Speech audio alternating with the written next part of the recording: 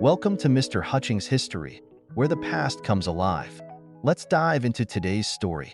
Hey everyone, and welcome back. It's fascinating how history seems to rhyme, right? Like, how do societies, seemingly normal societies, end up, well, producing something as awful as, like, authoritarian regimes? It's a question that's, well, haunted historians and I think all of us really for centuries. And today we're diving deep into two examples that, honestly, on the surface, couldn't be more different: Nazi Germany and Castro's Cuba. Right. I mean, you have one, a racially driven, machine of conquest across Europe, and then the other, a socialist revolution, right in America's backyard practically. And yet both of these very different regimes rose to power under some really, really similar circumstances. Yeah, and that's what makes this comparison so fascinating, right? It's like, how can these parallels exist, and what does that tell us about, the vulnerabilities that exist in any society? So our source material today is, well, it's a podcast episode, actually, from Mr. Hutchings History. It's called Economic, Social, and Political Factors in the Rise of Hitler's Germany and Castro's Cuba. And it is a mouthful, but it really gets at these parallels, these disturbing parallels. Yeah, it's a good one. It lays out the similarities in a way that's really, really striking. So let's start with what seems to always be the foundation of these kinds of shifts: a struggling economy. Like, we always hear, oh yeah, when times are bad, people get desperate, and then boom, it's easier to fall for these authoritarian promises. But I'm curious, what were the specifics in Germany that Hitler was able to exploit too effectively? Well, you have to remember that Germany was already on shaky ground after World War I. I mean, they were saddled with these incredibly heavy war reparations. The economy was in shambles. Yeah. And then comes the Great Depression. I mean, talk about terrible timing. Just to kick them while they're down. Right. Exactly. It was a 1-2 punch that just devastated the country. By 1932, over 6 million Germans were unemployed. The middle class, which was, once the bedrock of the country, it was wiped out by hyperinflation. And we've all seen the pictures of people, like, literally carrying wheelbarrows full of cash just to buy basic necessities. Exactly. I mean, can you imagine that level of economic instability, that feeling of just complete and utter desperation? It's almost impossible for us to even fathom today, I think. Oh, right. And that's exactly the kind of environment where someone like Hitler could thrive.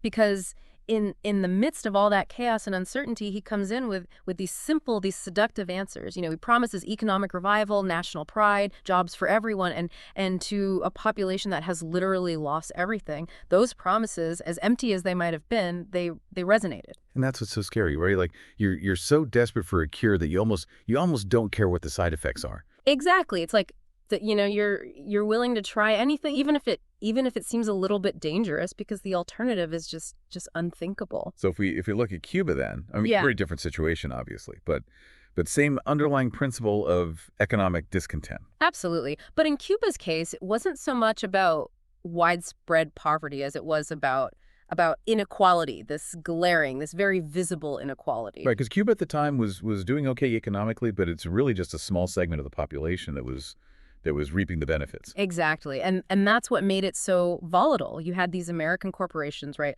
controlling vast swaths of the Cuban economy, the best land, the most profitable industries. So the average Cuban citizen is seeing all this wealth, but none of it is trickling down to them. Exactly. They're struggling to make ends meet while a small elite and these foreign investors are living the high life. It breeds this resentment that festers and grows. And that's where Castro saw his opening, right? I mean, obviously with a very, very different sales pitch than Hitler, but appealing to that same sense of injustice, that sense of being left behind. Exactly. He promised land redistribution, taking back control from foreign powers, nationalizing industries.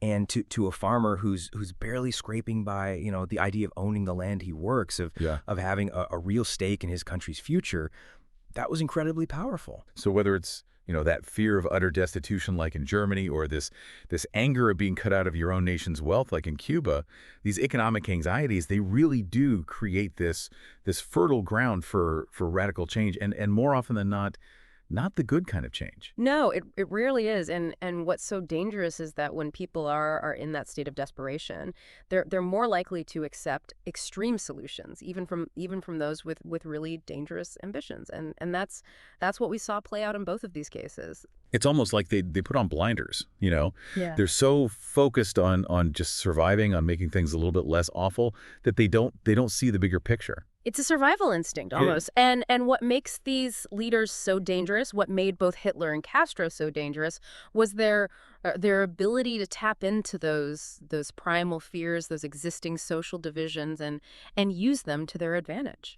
So it's more than just economics then, right? It's about turning groups against each other, creating this us versus them mentality. Exactly. And in Germany, you had so many of these fault lines already running through society. I mean, you had the deep scars of World War I, the class resentment, this growing fear of communism, particularly among the middle and upper classes. And Hitler really, really played that fear up, didn't he? Oh, absolutely. He presented himself as the only one who could protect Germany from the Red Menace, as they called it. He was the protector of tradition, of order, of the German way of life.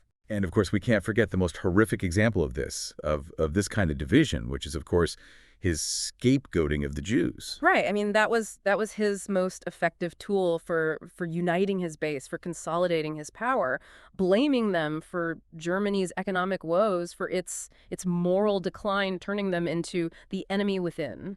And it's just a horrifying reminder of how powerful hate can be as a political weapon. You know, it's something that we've seen throughout history, and sadly, we continue to see it today. Absolutely. It's a tactic as old as time, and sadly just as effective as it ever was. So in Cuba, though, the social divisions were different, right? I mean, it wasn't so much about ideology as it was about this massive gulf between the haves and the have-nots. Exactly. You had the urban elite in Havana, living the good life, enjoying the fruits of Cuba's prosperity, while the vast majority of Cubans, especially those in rural areas, were struggling to survive. And that's where Castro really, really excelled, right? I mean, he understood that resentment, and he knew how to tap into it. He was a master strategist, Castro. I mean, whatever you think of his policies, you can't deny that he understood how to manipulate people, how to play to their emotions. He positioned himself as this champion of the oppressed, the voice of the voiceless, the one who would finally bring justice to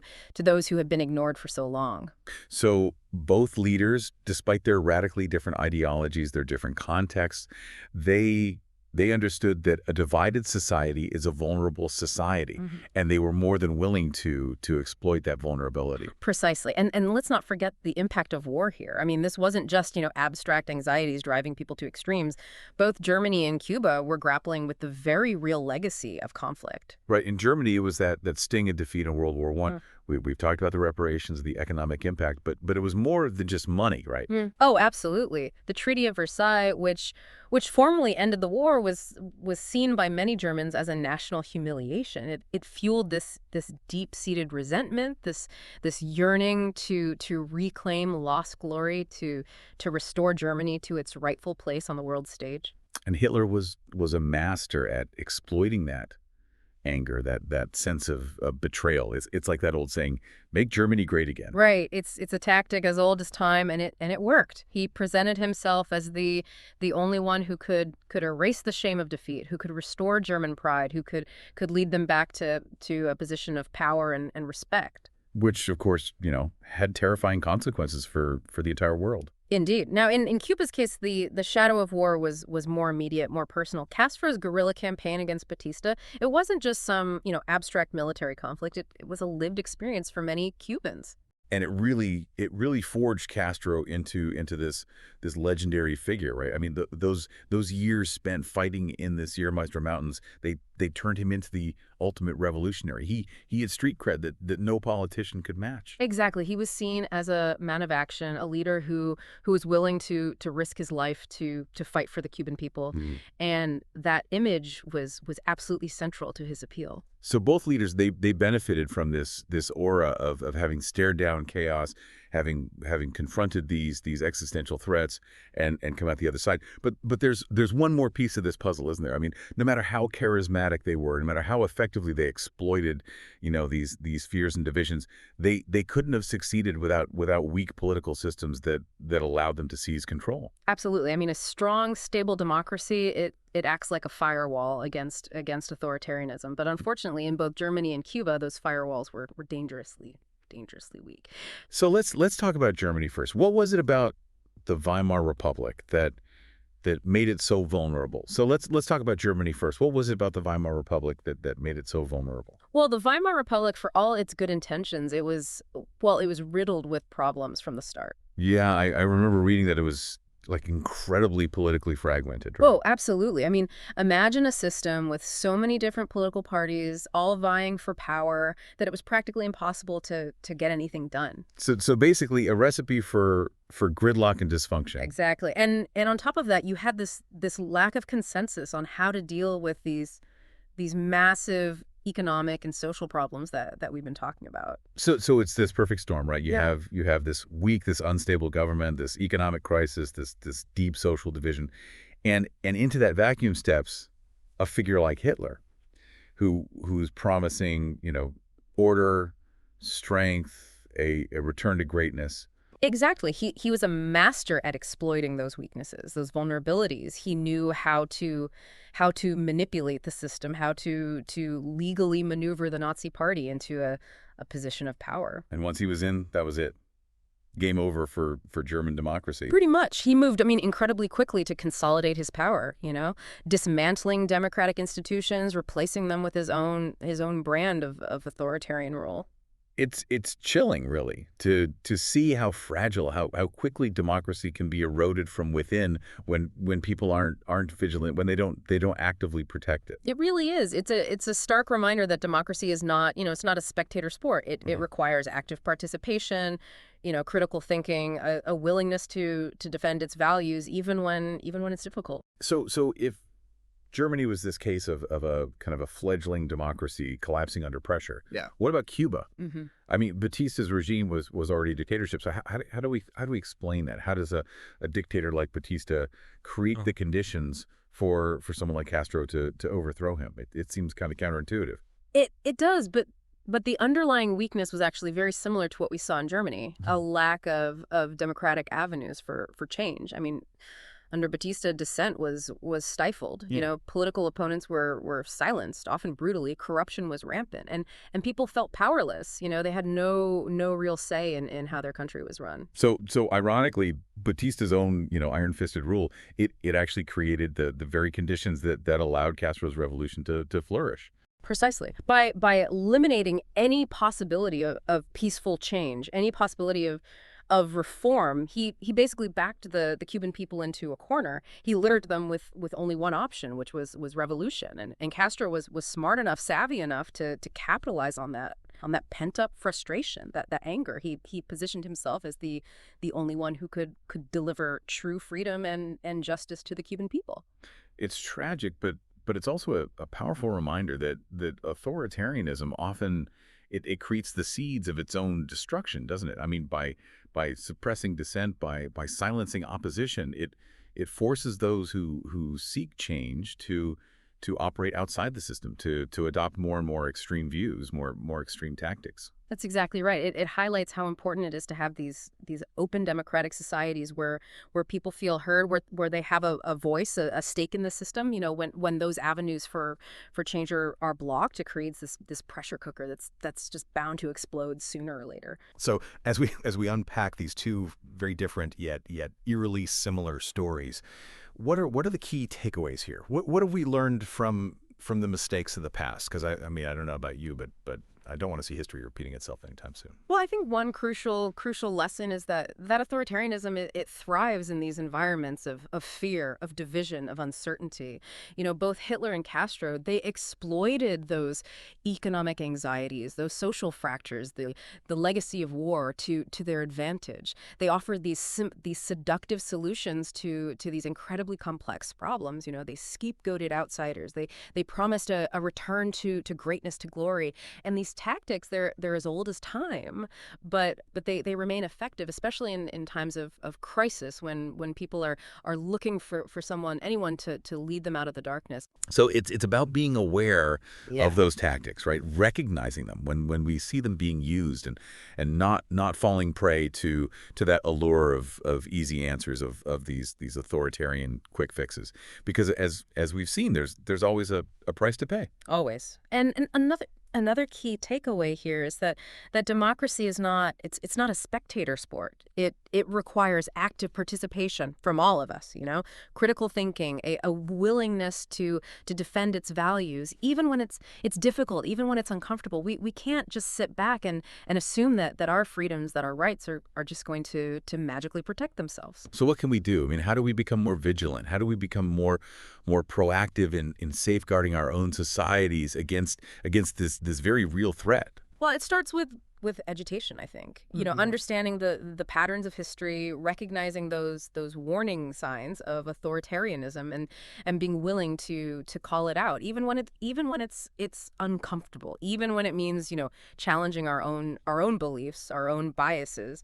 It's about supporting independent media, engaging in civil discourse, holding our leaders accountable. And perhaps most importantly, it's about remembering that we are all responsible for the health of our democracies, right? I mean, the choices we make, the leaders we support, the information we consume, it all matters. It all contributes to the kind of society we ultimately end up with. Absolutely. Democracy, it's a collective effort. It's a journey, not a destination, and it requires constant vigilance, critical thinking, a commitment to upholding those core values that make it so precious, so worth protecting. Well, that's a pretty powerful thought to end on. A huge thank you to you for lending your expertise to this deep dive. It's been enlightening, if a bit sobering. And to all of you listening, thank you for joining us. We hope this episode has given you some food for thought, perhaps even a renewed sense of purpose. Remember, knowledge is power. And the more we understand about the past, the better equipped we are to navigate the present and hopefully to shape a better future. Until next time, stay curious, stay engaged, and keep asking those tough questions. Thanks for listening to Mr. Hutchings History. Keep exploring, and we'll see you next time.